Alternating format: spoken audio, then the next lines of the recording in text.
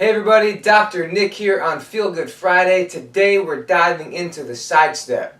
The side step is a great exercise to strengthen the stabilizers of your hips, specifically the gluteus medius. The gluteus medius plays a significant role in the health of your low back, your core, your hips, your knees, your feet, even your nerves. But we'll get into that more in another video.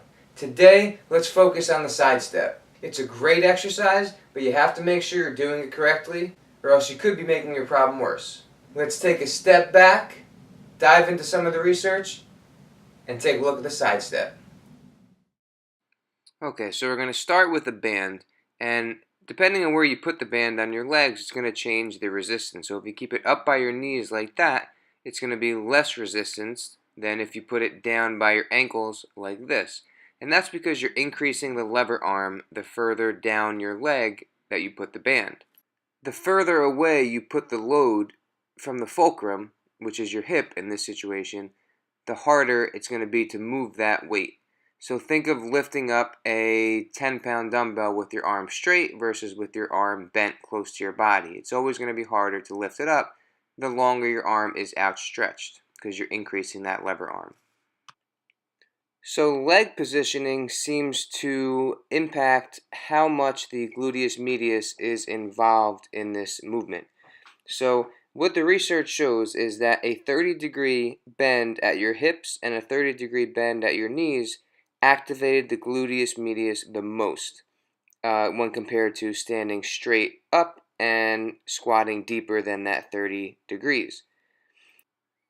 A straight upright posture actually activated the tensor fasciae lata more than the gluteus medius. The tensor fasciae lata, or TFL, is actually not a Starbucks drink. It's actually a muscle in your hip. And without getting into too much detail, because that's for a whole nother video, you want to avoid activating it during this exercise. You want to focus on the gluteus medius and not the TFL. So that's why it's important to make sure we don't perform the side step standing straight upright, because that's going to increase activity of the TFL and decrease activity of the gluteus medius, which is exactly the opposite of what you want to do. Research also shows that the gluteus medius is activated more on the stance leg than the stepping leg. So if you're stepping to the left, the right leg that's planted, that's actually getting worked more than the left leg. So I want to just go through some common mistakes that I see with the side step. So we talked about standing too upright, and that's going to activate more of that TFL and less of the glute med, which is the opposite of what we want to do. The next common mistake that I see is not focusing on keeping a neutral spine and a tight core when doing this exercise. Another mistake that I see is stepping up too high. You want to make this movement a strict step to the side. The next common mistake that I see is opening up at the hips when you take your step. Again, you want to make this a strict side step. The last common mistake that we're going to go over is probably the one that gets to me the most, and that is letting your head drift forward and hang down.